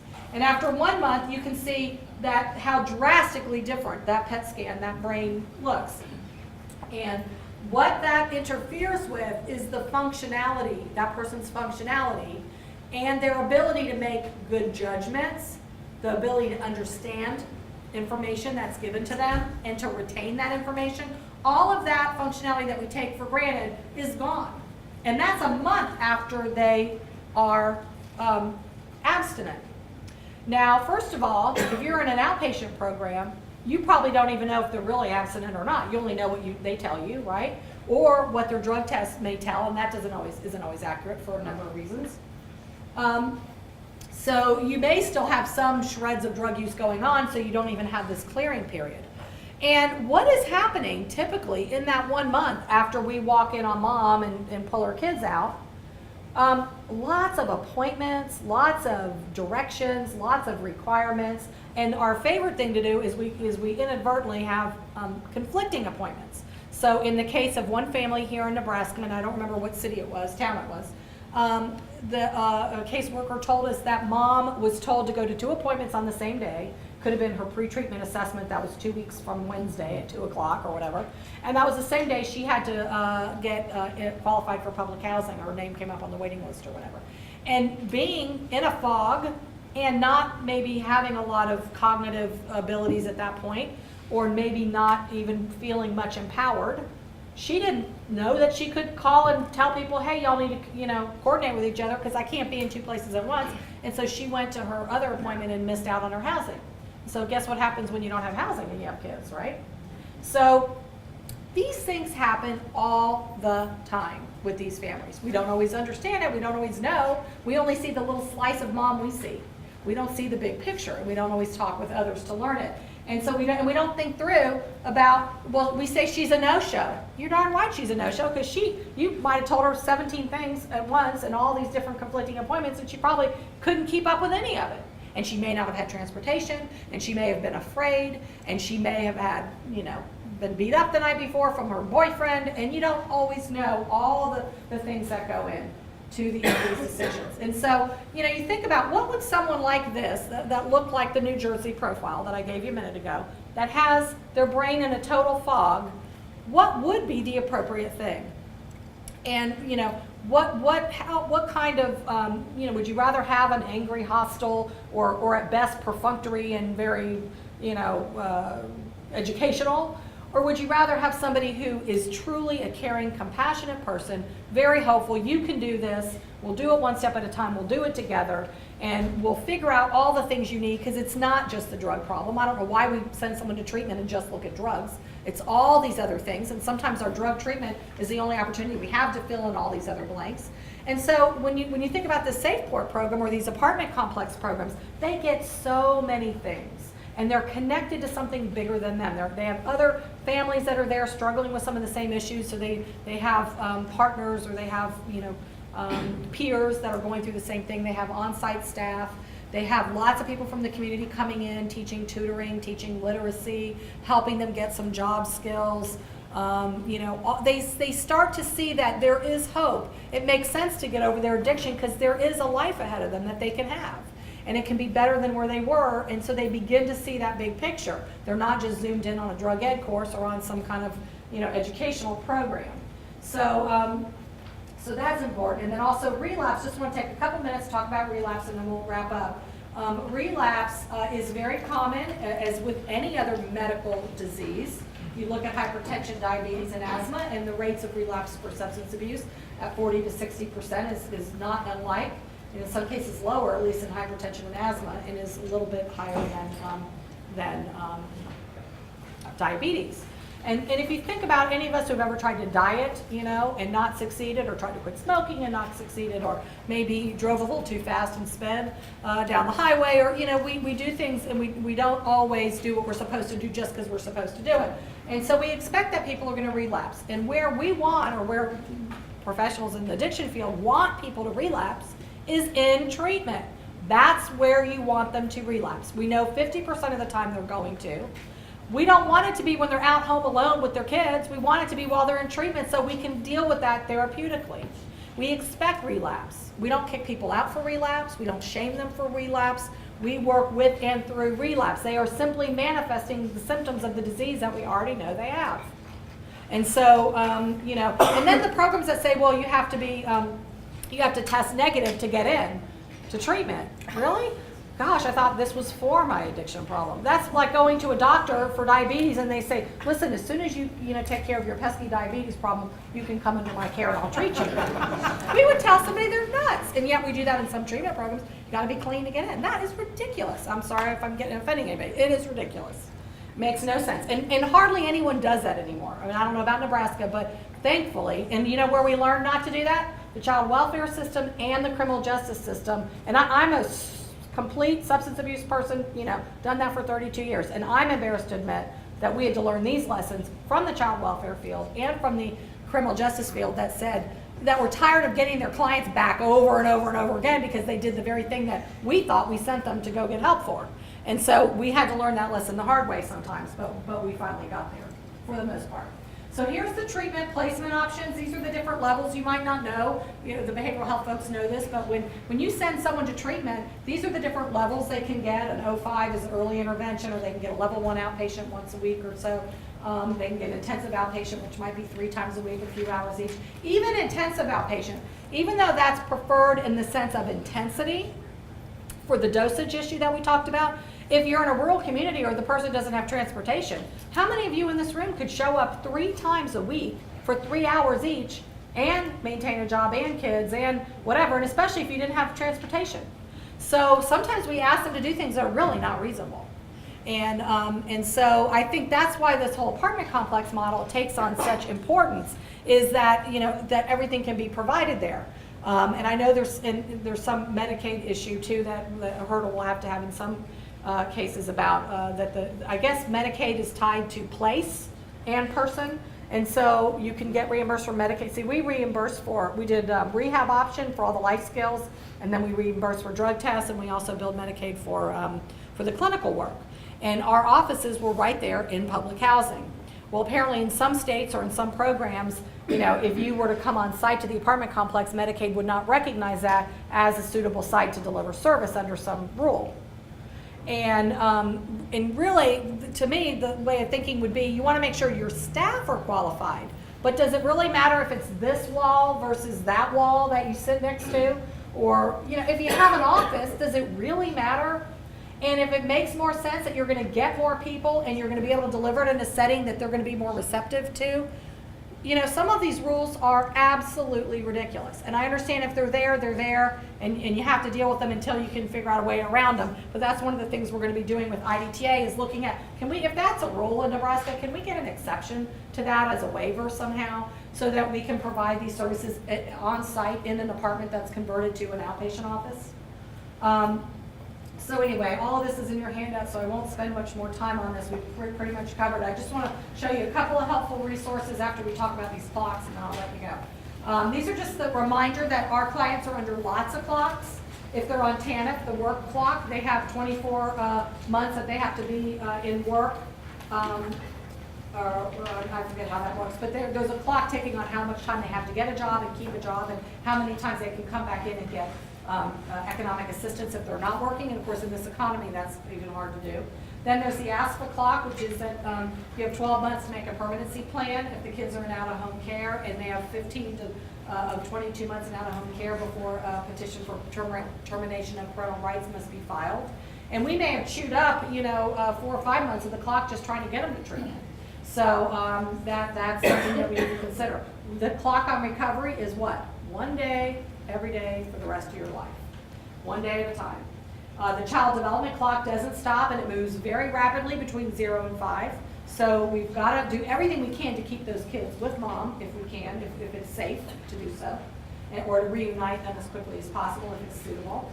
And then the 5th clock, and this is the one that I want us all to think about. The 5th clock is our clock. It's the one ticking on us to say, let's get it together for these families. They deserve it. Those kids deserve it. Our taxpayers deserve it. It's not that you don't have money. You have money. It's just that it's not all being spent in a way that makes sense, and with some rules that are really hard, frankly, to defend. And so the clock that's ticking on us is, let's make this our legacy in Nebraska to show that we can do it better, that we do recognize that these are not reasonable efforts that we're asking some families to make. And then just want to show you, this one slide. I don't get this, but believe it or not, the case records showed 37% of the fathers and 38% of the mothers got drug testing only and no treatment, and of the ones that showed they needed treatment. So I don't know if somewhere, and I don't know if these are the parents that couldn't show that they could afford to pay for whatever, so they got stuck in the drug testing, which I can't say is treatment. It's not treatment. And also, even an emphasis on drug testing only does one thing. It tells you what drug is in that person's system at that one point in time, period. It doesn't tell you if they're a good parent or not. We get all worked up over, it showed positive for marijuana or whatever, but they could be slinging back, tons of alcohol, which is legal, and that's what is responsible for more child abuse than the actual drugs. So we get all worked up over this drug test, and yet they could be drunk and doing the same thing. and we don't do anything about it or get as concerned about it. So this is really doesn't even make a lot of common sense to focus so much on drug testing, but I know why they do it. If you were a judge, I know some of you are, and you're sitting there and you've got to make a decision of if can this family be reunited or are we going to terminate rights or not, and you don't have a whole lot to work with, I can see that drug test taking on a lot of significance. It's at least some confirmation or some piece of information. But what we've given Nebraska and we recommend is used, and we've given it to them for a year and a half and nobody's taken us up on it that we know of, is a single one-page form, very simple. It asks 4 things, measures, 4 measures. 1, how many times was the client supposed to be at treatment this month, and how many did he or she show up for? That gives you dosage information that you need to know are they getting enough, okay? So yeah, they were supposed to show up 9 times, they came twice. That's a problem, okay? It might not be the client's problem, it may be a sucky program, excuse me.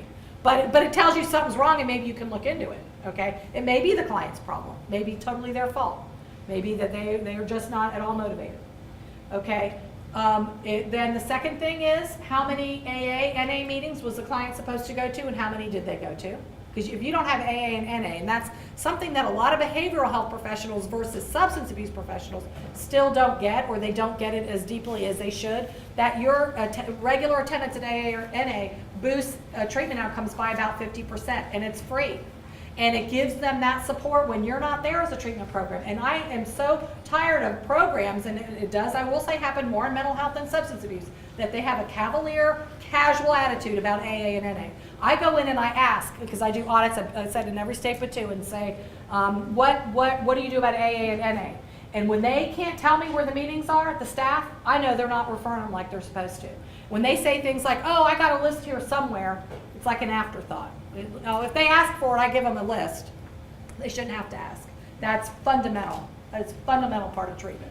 And it's free, and it's something that will boost your treatment outcomes. So these are all things, so AA and NA, how many were they supposed to go to, how many did they? And that is self-report, so you may not always get all the information.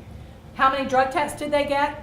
Were they scheduled for? How many did they go to, and what were the results? And then how many times did they meet with their caseworker or case manager? And you could add whatever other measures you want. Imagine being a judge and having that every single month.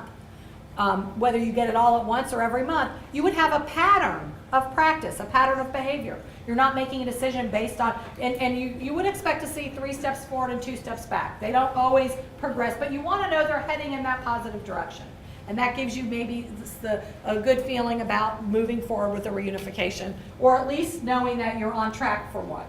So there's a lot of opportunities here, I think, to reform some of these things. I know that's not a word I want to use. To do things differently than what you might have done. This I'm going to ask you to look at when you get time. It's called a drop-off analysis. This shows of all the families that started, this is in your report, that you had 211 cases of those 400 that had substance abuse somewhere in the case file. And ultimately 94 ended up starting treatment. So we lost 117, I think. That's a lot of families to lose. And we don't lose them, do we? They're still out there, and they're doing all the things we hope they don't do. Now, maybe some of them didn't need treatment. So you can take time to go through that chart and see what all that means. But let me tell you this, we did this in New Jersey. The first number was almost 16,000 people came in. We did this was a sample. In Nebraska, we did all cases in New Jersey. And in New Jersey, they screened every child welfare case for substance use, everyone. And so they had 16,000 that they screened. And then they ended up with 11,400 that needed treatment. Okay, so that's about right. Guess how many actually made it to treatment in New Jersey? I'm sorry, how many completed treatment? 800. Started with 16,000 that had, 11,400 that needed treatment. And we got 800 of them through. But guess what? Until they did this, they didn't know. Everyone collects their own data and they keep it in their own silo. They never looked at it in this way. And the kicker was, you know how much money they spent just to get them to treatment? This was not the cost of treatment. $12 million to get 800 people to treatment. So we definitely are making some progress in New Jersey. And they were very embarrassed when that came out. Now they're proud of it. They're getting published in a research journal, a peer-reviewed research journal, out of the University of California, and they're proud that they at least cared enough to get a baseline and to figure these things out. And they're working on all kinds of very good improvements, and have already seen drastic improvements. But if you don't collect the data and you don't look and you don't see, what we really need here is we need to look at what are the outcomes, the child welfare outcomes of those families that complete treatment versus those that either don't go or that drop out. And if we start seeing that it's, that it shows that treatment is effective, and which we would believe it would be or hope it is, it makes more sense that maybe we want to invest some of those more funds in treatment if it's saving you money down the road with ramifications and timeliness, and then also less adoptions. And just a reminder that families don't drop off. They may drop out of treatment, but they don't drop out of their life. These are some resources I just want you to know are free and available. This is a fabulous free monograph that tells you how to do family treatment. And the best part, and we don't have time to go into it, but you'll see that this shows treatment that isn't family-based, where it's all focused on mom. You might mention the family, but what true family treatment is every family member has a treatment plan. Every family member receives individual and family services. The goals of the whole treatment episode are improved outcomes for the women, children, and other family members, and better parenting and better family functioning. And there are ways to do this, and it doesn't have to cost any more than the ways you're doing it now. It's just different. So I wanted to show you that, and then these last, there's more slides you won't have time to get to, but the judge is the orchestrator or conductor in a community to use the judicial leadership to look at some of these tough questions and to ask the questions that judges could sometimes do and get results that other people can't do. And then here are the resources: Helping Babies from the Bench, using the science of early childhood development in court. That's excellent. My personal favorite is this one on the right, Child-Centered Practices for Courtroom and Community. An excellent book. These are not from our center. You have to purchase these on Amazon or whatever. Very good. And then there's tons of free tutorials, all kinds of things. Our website is listed there where you can go. This first one on the left shows you everything to do effective, timely screening and assessment and getting people where they need to go, and lots of instruments that you can use. Some data information there, and this one here to the left, drug testing, it's on this table if you want it. It's one of our free monographs. All of these can also be downloaded for free. A substance abuse specialist, a child welfare agency, a dependency court, and then my phone number should you have any other questions or information. Do we have any time for questions, or we already have? We've been 7 minutes. Okay, so what kind of questions might you have about any of the things that we'll cover today? Have you spent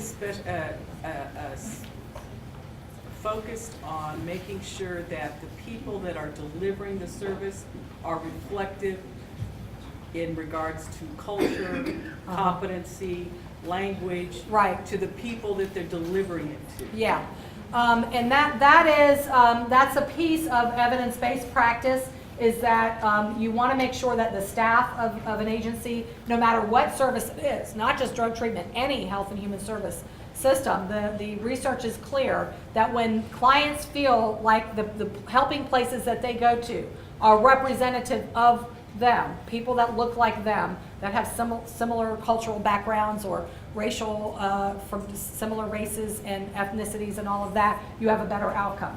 That is not always able to be done percentage-wise exactly, because sometimes if Medicaid says you have to have a degree in this or that, or be certified in this or that, and the population that you're pulling from to get those certifieds are not racially diverse sufficiently. See, I don't buy that anymore, because we have, here in Nebraska, we have that personnel. Oh, good. That can be pulled out. It's the problem with some of the agencies.